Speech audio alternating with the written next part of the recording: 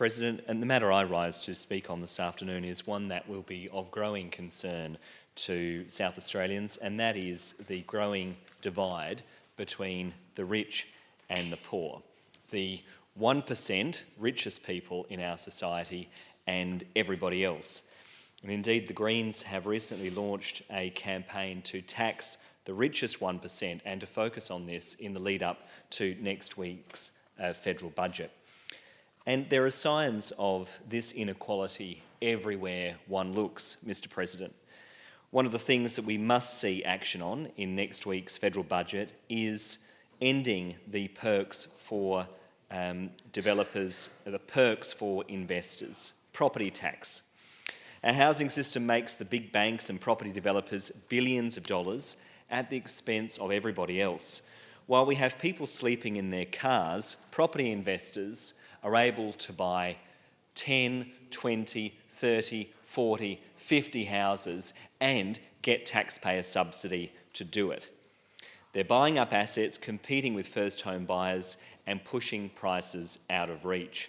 By phasing out these tax discounts that they get on their property portfolios via negative gearing, we would free up homes for ordinary people and give first home buyers a real opportunity to finally break into the market. We also need to see federal Labor take action on gas exports.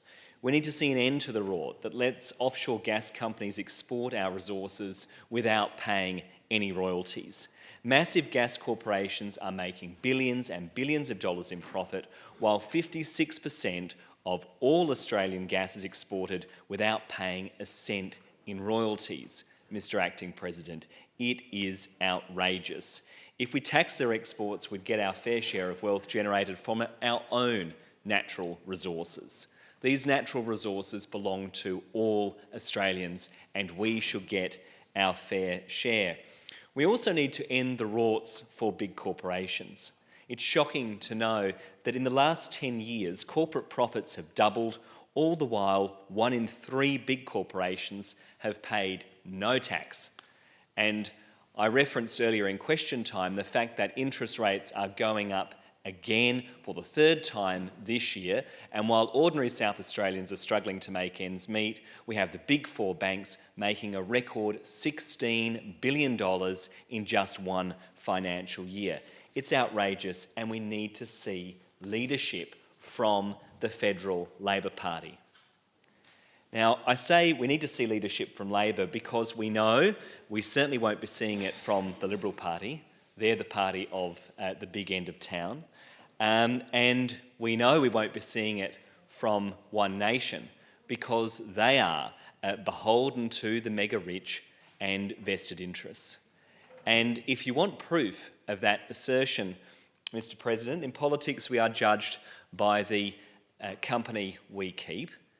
And just last week we saw news that Pauline Hanson has been gifted a private jet by Australia's richest person, Gina Rinehart.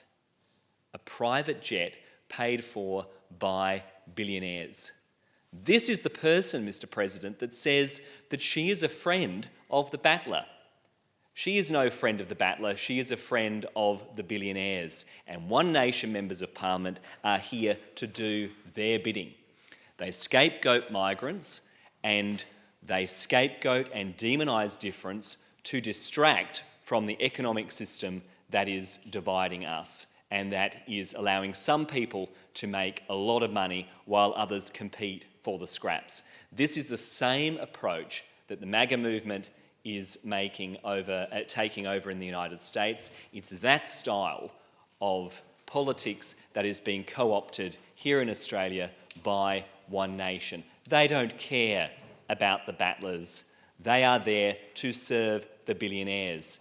And it is very telling that their leader in this place, the Honourable Cory Bernardi, aspires to be a member of the Adelaide Club. I mean, this is a man who said that he wanted to shake up politics. Well, you don't shake up politics by shaking hands over in the Adelaide Club, Mr. President. You shake up politics by offering policies that actually serve the interests of real people, not Gina Rinehart and certainly not Pauline Hanson, who is here to serve the billionaire class.